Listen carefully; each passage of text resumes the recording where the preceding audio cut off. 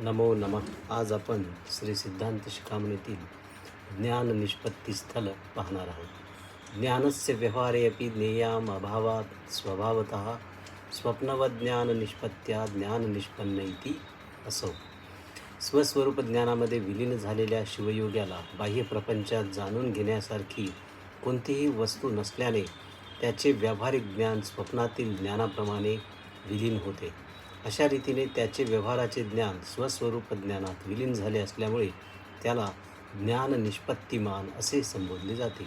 स्वप्नजातं यथा ज्ञानं सहस्वार्थै निवर्तते तथात्मनि प्रकाशे तु ज्ञानं ज्ञेयं निवर्तते. स्वप्नातून जागा झालेल्या व्यक्तीला ज्याप्रमाणे स्वप्नातील पदार्थ व त्याचे ज्ञान दोन्ही त्याच्या ठिकाणी नष्ट होतात, त्याप्रमाणे स्वस्वरूप ज्ञान प्रकाशित झाल्यावर जागृत व्यवहारातील पदार्थ आणि त्यांचे ज्ञान दोन्हीही विलीन होतात.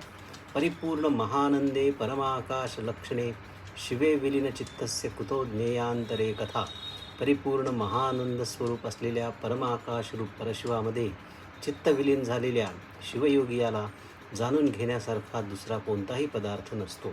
अखंड आनंद संवित्ती स्वरूप ब्रह्म केवलम मिथ्या तदन्यैतीशा स्थितिज्ञानम ह्य उच्यते.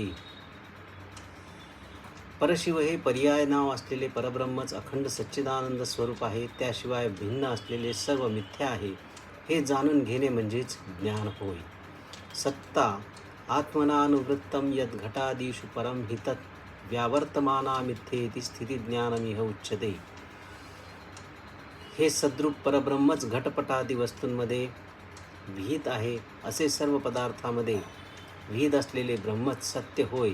त्याखेरीज पदार्थाची नामरूपे ही मिथ्या समजावीत. अशा रीतीने पदार्थाची सत्यरूप ओळख होणे यालाच ज्ञान असे संबोधले जाते.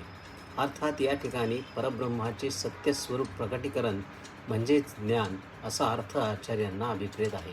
अकारणमकार्यम यद अशेषोपाधिवर्जितम तद्ब्रह्म तद अहम चेतिनिष्ठा ज्ञानमुदीर्यते.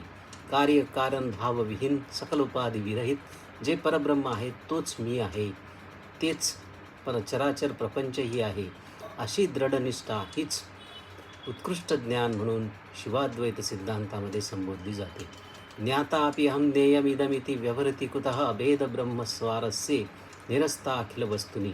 प्रापंचिक भेदरहित अशा अद्वितीय परब्रह्मामध्ये सामरस्य प्राप्त करून घेणाऱ्याला मी ज्ञाता आणि मी ज्ञेय होय असा व्यवहार संभवत नाही, असे प्रतिपादन या ठिकाणी आचार्यांनी केलेले आहे.